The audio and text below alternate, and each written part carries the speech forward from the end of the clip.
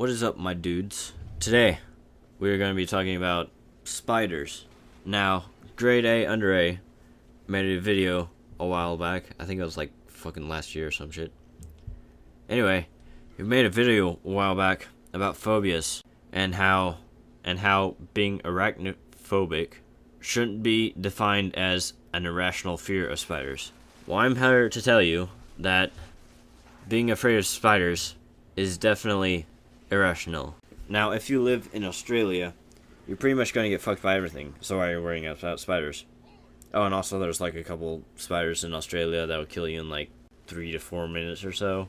And they tend to show up in people's pools sometimes because they're looking for water. But you know, that's in Australia. Nobody cares about Australia. But today we're gonna be talking about people afraid of spiders. They're in like mostly U.S. area, kind of. So let's get into this. So first off, if you're scared of being killed by a spider bite, that is you're dumb. Okay, so first off, most spiders won't actually bite you unless they're provoked by you trying to smash them with a broom or some shit. And if you do decide to provoke them for some reason because you're dumb, a vast majority of bites only cause a mild reaction in people. We're talking like maybe on the size of a mosquito bite or an ant bite or something. Minor swelling, maybe a little inflation or itching, but very, very low irritation. Spiders that are aggressive and will sometimes bite somewhat unprovoked, very few are a risk to humans. Like, extremely few. Like, in North America, the spiders you really have to watch out for are black widow spiders and brown recluse spiders. And tarantulas are like super chill. They're like on weed all the time. They're basically high all the time, and they just don't give a shit about anything. They're technically venomous, but they don't care if you pick them up and crap. You can like hold them in your hand and crap. Unless you like actively try to kill them, they're not gonna do anything. Oh, and you should also wash your hands after handling tarantulas, because they do have the hairs on their legs can come off and stick in your skin, and then they'll become like really itchy if you don't wash your hands after touching them. But anyway, back to spiders in general. Now, if you look at spider species as a whole, so there are about 40,000 different species of spider currently discovered, and only about a dozen or so of them are harmful to humans. So if you do the math, the likelihood of you getting bitten by a poisonous or radioactive spider are about 0.03%.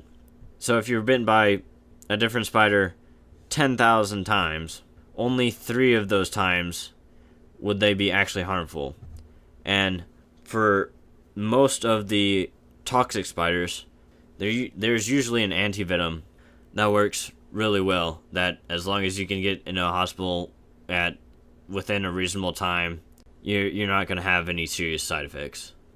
And with that, the death rate of spiders are terrible.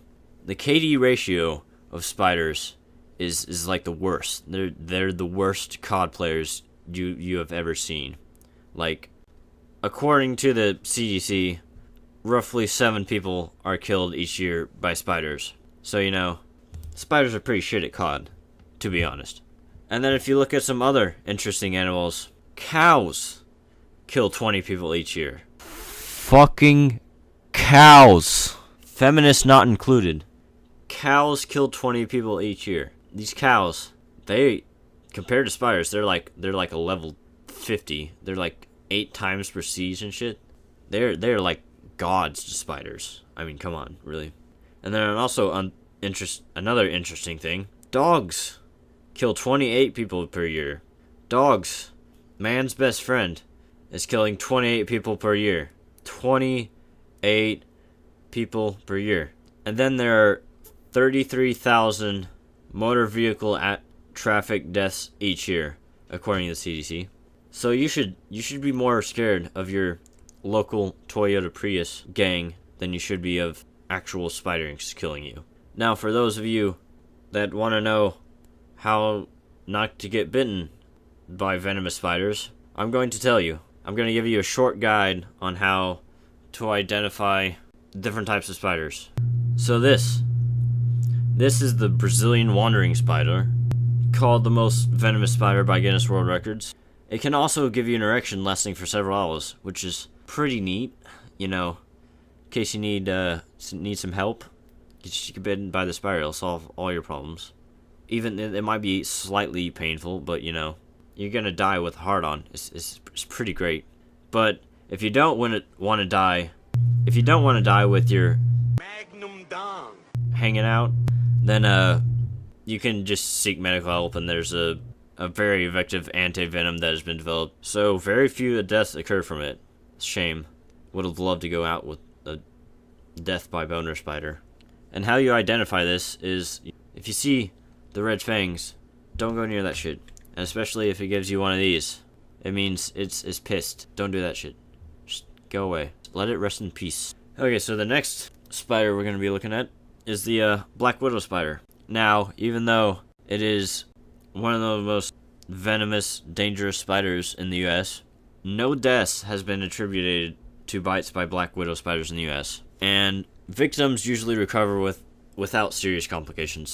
So basically, how you identify the spider is you look for the black or the red hourglass on its bosom. It's all black body with a red hourglass. That's how you know. And that's pretty easy. Most people know that. Now, another spider that is considered relatively dangerous in the US is the brown recluse, which is considered one of the most dangerous spiders in the US, although deaths from it are incredibly rare. But how you identify this is you look for the violin or the fiddle, whatever you want to call it, on its head. If you see that, don't touch it. It's non-aggressive, but it will bite you if it doesn't like you. So if you see that spider, just don't go near it. Leave it alone. And then another spider that somehow got on the 9 of the world's deadliest spiders list by Veronica Encyclopedia. Somehow the wolf spider got on that list at number 6. I have no clue how, because it's non-aggressive and it will pretty much only bite people in self-defense, and their bites are not considered dangerous. Basically hurts like a bee sting, and bee stings, they hurt, but they're not bad. And then it also may cause a little bit of itching. That's about it. They're not very venomous, even though they're on the top 9 venomous spiders. Oh yeah, and how you tell a wolf spider from a brown recluse?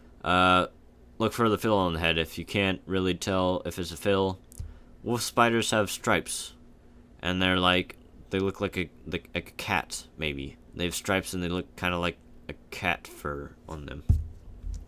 And if you missed all that, here's your chart. Just look at it. Oh, and just because a spider looks scary as balls does not mean that it is dangerous. Like, for example, here's a St. Andrew's cross spider. It looks scary as balls. Like, right, you would see that, you just flip your shit and run. Except, it is completely non-aggressive and non-venomous. So basically, you get bit by this, it really doesn't hurt. It might leave a bit of itchy area, but that's about it. It is completely safe. Like, you could hold it in your hand and it'd be perfectly fine. And also, spiders eat insects. So, those pesky little mosquitoes that are always bite your leg and then you itch in that particular spot for a day or two? Yeah, spiders eat those things. So, they are very, very beneficial. They also keep the insect population under control, which makes it better for humans.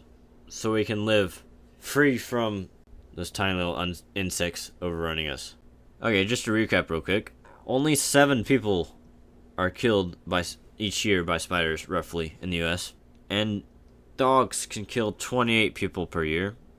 But motor vehicle traffic deaths are gonna kill 33,000 people per year.